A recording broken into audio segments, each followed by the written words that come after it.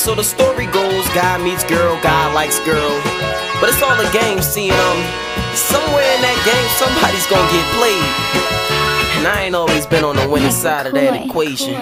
I talk to him. We started out just as simple as the rest did. Respected that I never treat you like the rest did. I held you when you felt neglected, and even with your high standards. Alright, so we got another song on there called Clever Girl. One of the more interesting songs on the CD. Not necessarily because of what the song's about or anything, just because of, you know, how it came about. Pretty funny. The story behind the song ain't really got nothing to do with the song, but I'll tell it nonetheless. See, this is what happened. One day, chilling in my room up down Morgan. Get a phone call. Hey, Hank. It's Irie. Hey. I don't know. No, not a call. A text about how she was in the studio with Riz and the Core, and she was doing a song with them. Okay. Come to find out, song happens to be off of one of my beats. I'm gonna tell the truth about it. What happened was, for those of you who don't know, I did a CD, or I was featured on a CD with the Core a while back called Respect. Anyway, in that time, we gave them, well, I gave them a couple beats that we was gonna work on. Told them to write these beats to these beats or whatever. They ended up never writing to them. A beat that we gave them, well, I gave them, I keep saying we, ain't had nothing to do with it. It's called Clever Girl.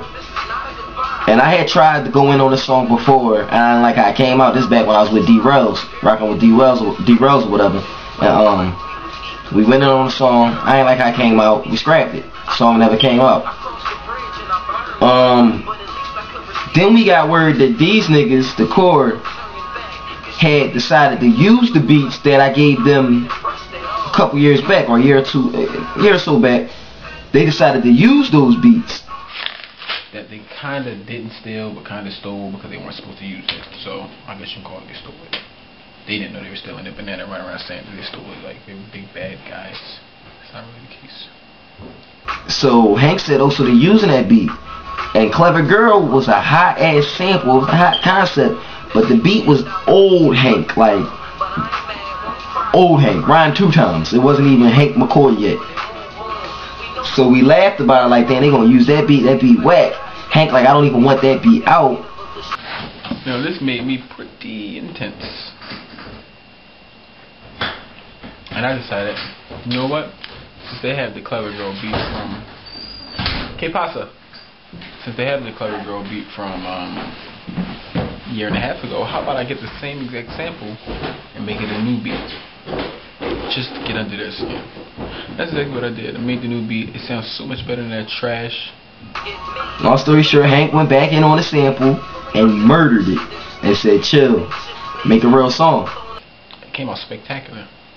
And then the whole funny thing is, that's not even the beat that they had. They didn't even have the Clever Girl beat. So I did all that for nothing. Well, the song came out real hot, so it was good. Cut.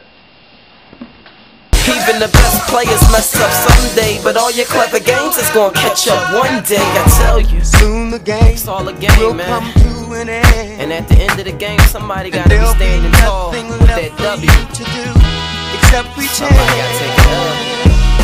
Clever girl, in the game you gonna keep balling though. Oh, but clever girl, things will never be the same, man.